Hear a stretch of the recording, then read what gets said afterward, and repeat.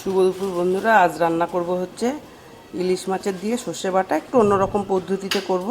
ইলিশ মাছ এই যে আমি এখানে ক পিস আছে দেখি, 1 2 3 4 5 6 7, এখানে 7 পিস মাছকে ভালো করে ধুয়ে এটাকে নুন মাখিয়ে রেখেছি।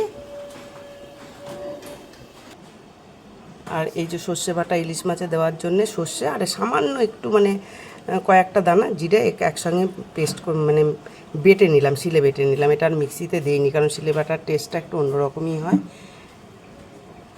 বেটে নিয়েছি। আর এর সঙ্গে আরও 2 কোয়া রসুনও পেস্ট একসঙ্গে বেটে নেব। আর দেব হচ্ছে কাঁচা লঙ্কা। আর এই যে বিগ সাইজের 4টে কাঁচা লঙ্কা দিয়ে দিলাম।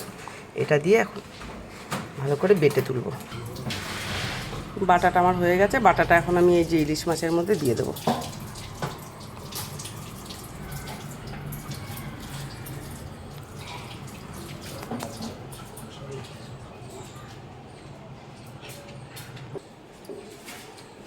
সর্ষেটাও দিয়ে দিলাম। এখন দিয়ে দিলাম একটু কাঁচা সর্ষের তেল।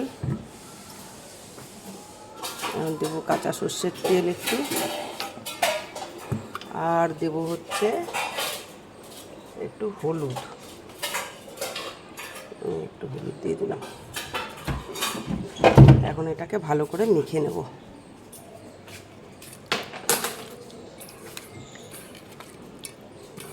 সুন্দর করে ভালো করে মাছটার সঙ্গে মেখে নিতে হবে।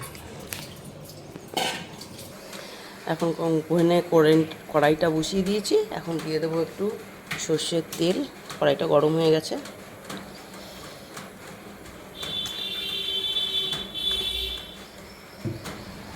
কড়াই বসিয়ে দিলাম। এখন একটু দেবো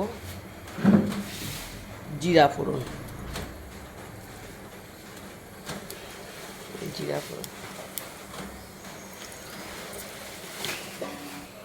কালো জিরা ফোড়ন দিলে খুব ভালো হয়, কিন্তু আজকে আমার কাছে কালো জিরা নেই, তাই জিরাই দিয়ে দিলাম। এখন মাছটাকে ঢেলে দিচ্ছি।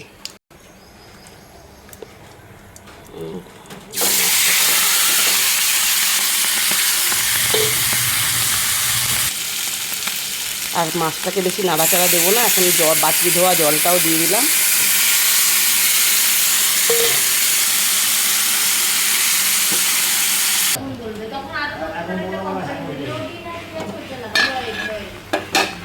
বেশ টকবক করে ফুটেছে, মাছটা সিদ্ধ হয়ে গেছে। এখন এই যে কাঁচা লঙ্কাগুলো দিয়ে দিলাম।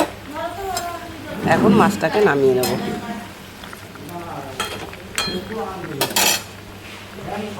সামান্য একটু কাঁচা তেলও দিয়ে দেবো।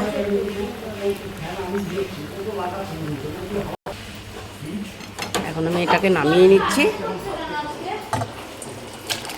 এই ছিল আজকে আমার ভিডিওটি কেমন লাগলো অবশ্যই কমেন্টে জানিও। আর ভিডিওটি ভালো লেগে থাকলে লাইক কমেন্ট শেয়ার করতে ভুলো না। আজকের মতন টাটা।